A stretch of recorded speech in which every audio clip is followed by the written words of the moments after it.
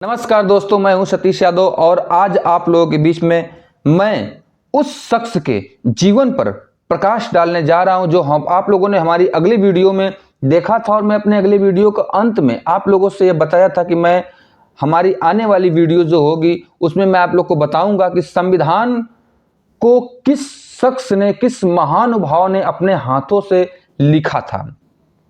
चूंकि हमने कहा था कि हम सभी लोग जानते हैं कि संविधान के रचयिता डॉक्टर बी.आर. अंबेडकर जी हैं, लेकिन बी.आर. अंबेडकर जी को मैंने बताया था कि भीमराव अंबेडकर जी को संविधान सभा की ड्राफ्टिंग सभा का अध्यक्ष होने का श्रेय जाता है। आज मैं जिस शख्स के विषय में बात कर रहा हूं, जिस महानुभाव के विषय में बात कर रहा हूं, उनका नाम है प्रेम बिहारी नारायण रायजादा, जिनका जन्म 17 दिसंबर 1901 को दिल्ली में एक कायस्थ सक्सेना परिवार में हुआ था। जब छोटे थे तो उनके माता पिताजी का देहावसान हो गया और उनका पालन पोषण उनके दादाजी ने किया। और दादाजी जो खुद अंग्रेजी और फारसी के विद्वान थे, उन्होंने रायजादा को भारतीय सुलेखा की कला सिखाई थी। धीरे धीरे समय बीतता गया और रायजादा जी की उम्र बढ़ती गई, शिक्षा दीक्षा बढ़ती गई। समय जब 1940 के दशक के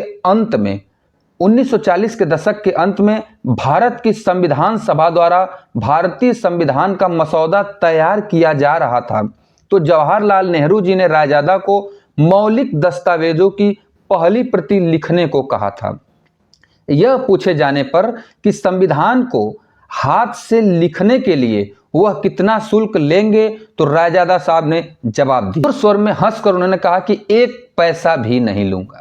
भगवान की कृपा से मेरे पास सब कुछ है और जितना है उसमें मेरा जीवन बहुत ही सुखमय तरीके से बीत रहा है, लेकिन एक शर्त थी। उन्होंने एक शर्त रखी थी। उनकी शर्त क्या थी कि संविधान के हर पन्ने पर मैं अपना नाम लिखूंगा और आखिरी पन्ने पर अपने दादाजी के साथ अपना नाम लिखूंगा। इस प्रस्ताव को माना गया, लोगों ने माना और प्रेम बिहारी नारायण रायजादा जी संविधान के सुलेखक थे। उन्होंने मूल संविधान को प्रवाह पूर्व इटैलिक शैली में लिखा। मूल संविधान के हिंदी संस्करण का सुलेखन वसंत कृष्ण वैद्य ने किया था।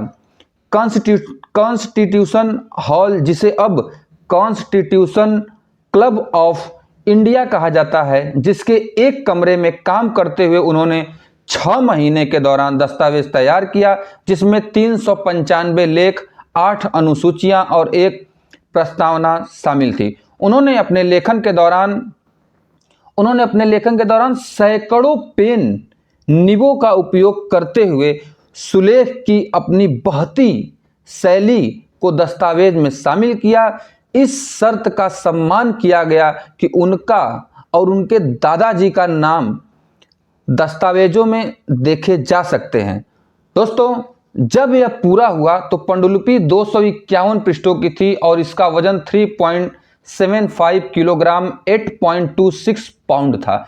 हस्तलेख 26 नवंबर 1949 को पूरी हुई और 24 जनवरी 1950 को इस पर हस्ताक्षर किए गए और 2 ही दिन बाद 26 जनवरी 1950 को हिंदुस्तान के अंदर लागू किया गया था। और आज हमारे संविधान की, जो हमारा संविधान लिखा गया, हमारे संविधान की प्रति कापियां कहाँ रखी हुई है? संविधान की हस्तलिखित प्रतियों को संसद में पुस्तकालय में ही रखा गया है। कांच से बने इन पारदर्शी मगर सील बंद बक्सों में नाइट्रोजन भरी है, जो पांडुलिपियों के कागज को खराब नहीं होने देती। ये दोनों बॉक्स अमेरिका की एक कंपनी ने कैलिफोर्निया में बनाए थे। 16 इंच चौड़ी संविधान की मूल प्रति 22 इंच लंबे चर्म पत्र शीटों पर लिखी गई है। 251 पृष्ठ शामिल थे इस पांडुलिपि में। संविधान की असली प्रति हिंदी और इंग्लिश में लिखी गई है। हाथ से लिखे हुए संविधान पर 24 जनवरी 1950 को 284 सदस्यों ने, संविधान सभा के 284 सदस्यों ने हस्ताक्षर किए, जिसमें 15 महिलाएं भी शामिल थी।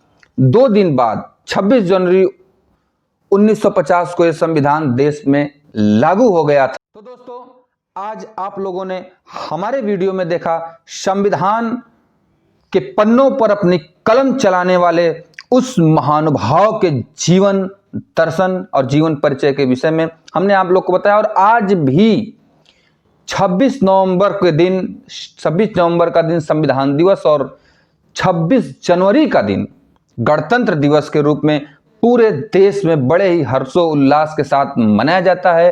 तो जुड़े रहिए आप लोग हमारे YouTube channel Satish Yadav official पर। और इसी तरीके से मैं आप लोगों को बहुत से अपने महानुभाव, अपने जो हमारे महापुरुष हैं, मैं उन लोगों की कुछ अनसुनी कहानियां लेकर के आप लोग के बीच में आऊंगा और आप लोग को बताता रहूंगा। तब तक के लिए नमस्कार, जय हिंद, जय भारत।